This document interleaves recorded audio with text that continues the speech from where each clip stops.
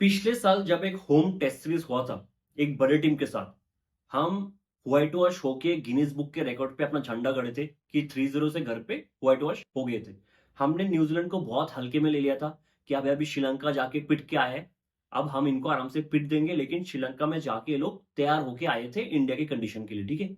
Same इस बार south Africa Pakistan के against last test series खेल के आ रहे हैं, जहां पे सीरीज 1-1 से टाई हुआ था। तो साउथ अफ्रीका भी तैयार होके आ रहा है कि रैंक टर्नर पे या फिर स्पिन फ्रेंडली कंडीशन पे कैसे खेलना है। तो हम साउथ अफ्रीका को हल्के में बिल्कुल भी नहीं ले सकते, ठीक है। हमारा स्क्वाड अनाउंस हो चुका है टेस्ट सीरीज के लिए और हम सीधा पेसर से स्टार्ट करेंगे। इस स्क्वाड पे जो 3 पेसर्स है वो है जसप्रीत बुमराह, मोहम्मद सिराज और आकाशदीप, ठीक है। वेस्ट इंडीज सीरीज के लिए प्रसिद्ध कृष्णा था क्योंकि आकाशदीप तब इंजर्ड था। अब मुझे एक चीज बताओ कि अगर इस तीनों में से आपको किसी को हटा के मोहम्मद शमी के लिए जगह बनाना है तो आप किसको ड्रॉप करोगे? जसप्रीत बुमराह जो देश का सबसे बड़ा पेसर, आप उसको ड्रॉप नहीं कर सकते। मोहम्मद सिराज जो अभी अभी इंग्लैंड में जाके सिंगल हैंडेडली आपको सीरीज टाई करके दिया है, आप उसको भी ड्रॉप नहीं कर सकते। अब रह गया आकाशदीप।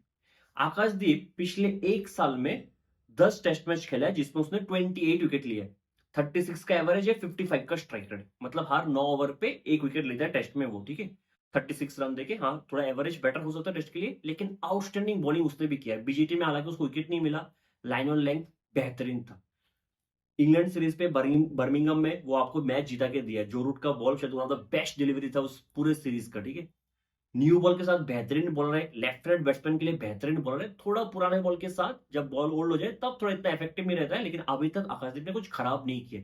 और रिसेंटली 3 मैच खेला है डोमेस्टिक में, उधर भी 7 विकेट लिए, तो अच्छा खासा वो कर रहे हैं, ठीक है। वो फिट है तो उसको भी अगर आप ड्रॉप करोगे बुरा ही लगेगा कि पिछले 1 साल में जितना अच्छा किया उसको ड्रॉप कर दी। तो आकाशदीप का जगह बनता है, ठीक है। लेकिन मोहम्मद शमी ने खराब कहाँ पे किया? आप मुझे ये चीज बताओ। जब last time Ajit Agarkar press conference देने आए थे, Shri Shri Ajit Agarkar, the don of Lord's, Lord's पे बहुत अच्छा बैटिंग किया था, ठीक है। अजीत अगरकर उसके लिए जाना जाता है। अजीत अगरकर ने एक चीज कहा था कि मोहम्मद शमी फिट नहीं है, अगर फिट हो तो हम ले लेते। वो तो ऑलमोस्ट इंग्लैंड वाला सीरीज में भी प्लेन में होने वाले थे, वो तो ऑस्ट्रेलिया वाले सीरीज में भी प्लेन में होने वाले थे, वो तो फिट नहीं थे, इसलिए हम ले नहीं पाए उनको, ठीक है। फिर बोला कि अभी थोड़े दिन में हमारा डोमेस्टिक का सीजन स्टार्ट हो जाएगा, 1-2 मैच में पता लग जाएगा, है ना, कि कौन कहाँ पे है। तो खेल लिया मोहम्मद शमी ने। 3 मैच खेला अभी रणजी का, जिसमें पहले 2 मैच पे 15 विकेट्स। पहले 2 मैच पे 15 विकेट्स। जो तीसरा मैच था उसमें एक इनिंग्स में बॉल करने का मौका मिला जहां पे उन्होंने विकेट नहीं लिया त्रिपुरा के अगेंस्ट। तो 3 मैच पे कुल मिलाकर 15 विकेट, जहां पे एक फाइफर भी था। और क्या चाहिए मुझे? मोहम्मद शमी के करियर स्टेट्स तो बोलने की जरूरत नहीं है। मोहम्मद शमी उस लेवल का बॉलर है कि अगर वो फिट है उसको डायरेक्टली आ जाना चाहिए बिना कुछ मैच खेले। चलो 1 मैच खेल लिया, खत्म चीज। आप स्टेट्स देखते भी नहीं हो कि उस 1 मैच में क्या किया। पहले तो मोहम्मद शमी इतना अच्छा कर किया है इंटरनेशनल क्रिकेट में, फिर आप कह रहे हो कि नहीं तू रणजी खेल, और रणजी में भी परफॉर्मेंस दे रहा है, फिट भी है। 4-4 दिन का होता है एक मैच, 3 मैच खेल चुका। अब क्या मोहम्मद शमी जैसे बॉलर को अपने आप को प्रूव करने के लिए पूरा सीजन रणजी खेलना पड़ेगा क्या? अपने स्किल सेट, अपने फिटनेस को दिखाने के लिए। इस सीरीज में मोहम्मद शमी क्यों नहीं है ये मुझे बिल्कुल नहीं पता। अगर 3 मैच से आपको फिटनेस पता नहीं लग रहा है, फिर मुझे नहीं पता क्या है, ठीक है। अगर आप मोहम्मद शमी का करियर स्टेट्स देखो, टेस्ट में 27.7 के एवरेज से 229 विकेट 64 मैचेस पे, और क्या करे बंदा। आप सीधा-सीधा बोल दो कि मोहम्मद शमी का एज हो चुका है। आप उनकी तरफ देखते रहे हो। ये बातों को घुमाना बाहर, एक सीरीज के बाद पिछले 1 साल से नवंबर में स्टार्ट हुआ था बीजीटी। पिछले साल नवंबर में, if I am not wrong, कुछ नवंबर 19-28 को स्टार्ट हुआ था पिछले साल बीजीटी। तब से आप ये चीज़ कह रहे हो कि मोहम्मद शमी फिट नहीं है, फिट हो तो होता, फिट नहीं है, ठीक है। अब इंग्लैंड सीरीज में आपने ये कहा। आप रिसेंटली आके आप ये कह रहे हो, जब अपने उसने 3 मैच खेल लिया है अभी रणजी में, फिर भी वो नहीं है। आप जवाब सिर्फ अजीत अग्रकर दे सकते, क्यों नहीं है मोहम्मद शमी? उसका रीज़न क्या है मेरे को बिल्कुल नहीं पता। मुझे सिर्फ़ एक चीज़ का बुरा लगा, चलो मैं मान लिया एज फैक्टर आ गया, चलो इंजर हो जाता है थोड़े दिन बाद, ठीक है। चलो बॉल हाथ से सेम तरीके से नहीं निकल रहा है। उसके बाद उसके बाद भी अगर आप मोहम्मद शमी को बिना खिलाए ऐसे ड्रॉप करके रखते हो, ये बहुत ही डिसरिस्पेक्टफुल है।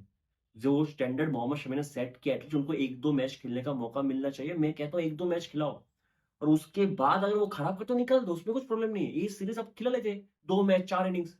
अगर उनसे कुछ होता नहीं आप निकाल देते, उसमें कुछ प्रॉब्लम नहीं है ना।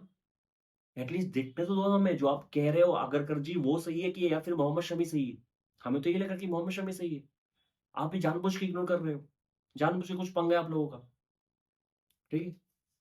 खैर आप थोड़ा बैटिंग पे मूव ऑन करते हैं। मोहम्मद शमी पर कितना ही बात करें, ठीक है। मेरे हिसाब से अगर ओडीआई सीरीज में भी नहीं रहा, साउथ अफ्रीका वाला ओडीआई सीरीज में, तो फिर आप भूल ही जाओ। करियर का दा एंड हो चुका है मुझे ऐसा लगता है, अगर ओडीआई सीरीज में नहीं रहा, ठीक है। बैटिंग पे मूव ऑन करते हैं। हमारे पास है बैटिंग पे कैप्टन शुभमन गिल, और गिल ने जिसको टी20 सीरीज से हटा दिया, टी20 स्क्वाड से हटा दिया, जायसवाल। फिर हमारे पास है केएल राहुल, और पिछले 3 सीरीज से साई सुदर्शन हमारा नंबर 3 का बैट्समैन, और एक देवदत्त पडिक्कल पिछले 2 सीरीज से खेल रहे हैं, ठीक है, मतलब स्क्वाड में है।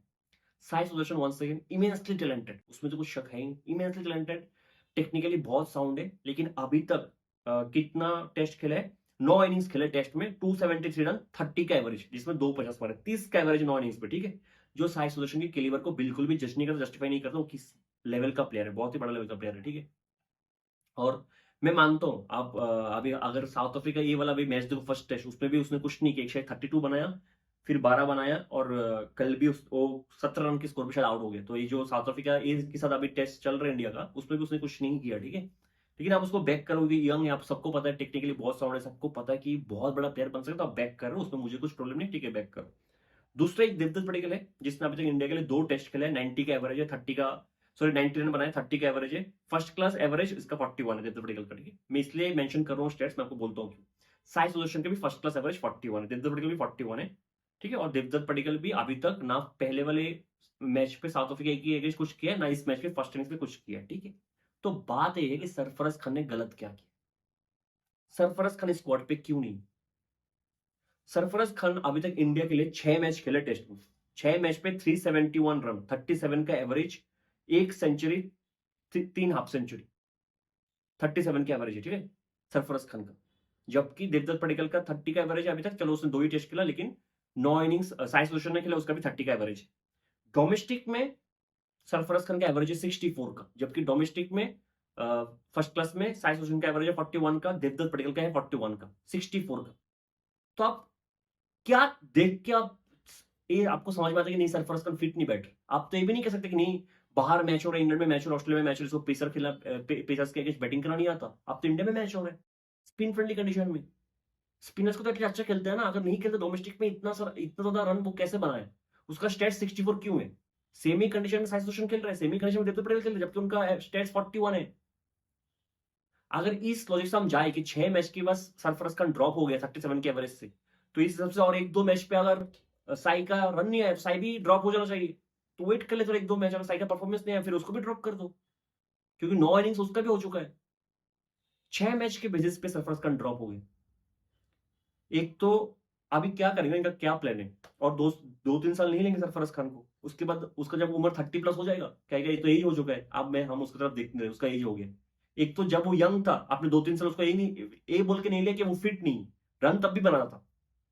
फिर जब फाइनली 2-3 साल बाद मेहनत करके गांड घिस के जब रन बनाया आया, तो आपने उसको बाहर कर दिया, किस वजह से किसी को नहीं पता। सबके लिए पैरामीटर सेम होना चाहिए ना, सबके लिए। मैं नहीं कह रहा हूँ कि साई सुदर्शन को बाहर कर दो, मुझे पता है साई इमेंसली टैलेंटेड, बहुत ज्यादा स्किल है, लेकिन सरफराज को बाहर करने का लॉजिक मेरे को समझ में नहीं आ रहा है।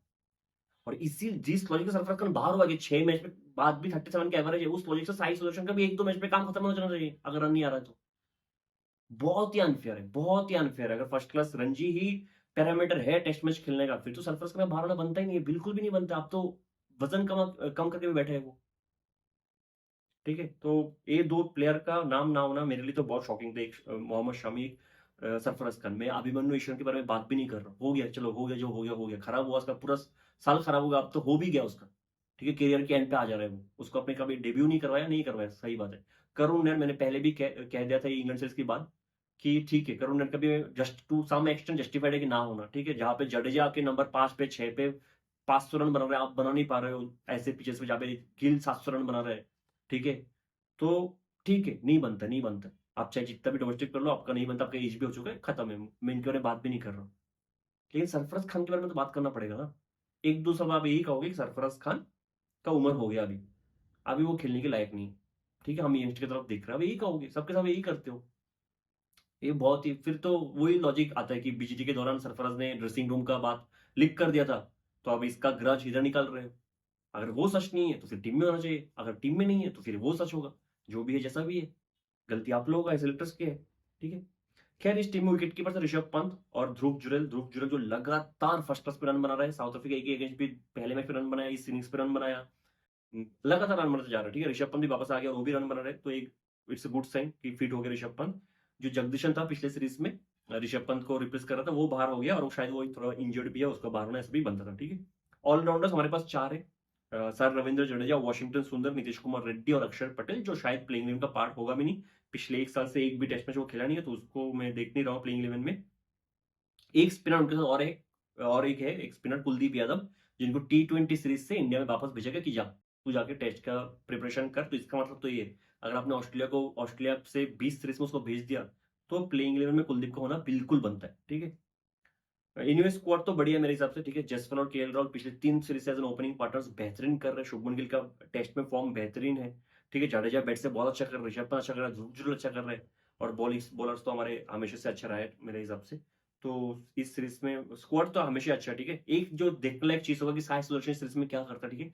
Sai Sudarshan on end of रहा है, हालांकि एक इनिंग्स पे रन इधर भी आए थे वेस्ट इंडीज सीरीज में, एक इनिंग्स पे इंग्लैंड में भी रन आए थे, 2 इनिंग्स पे।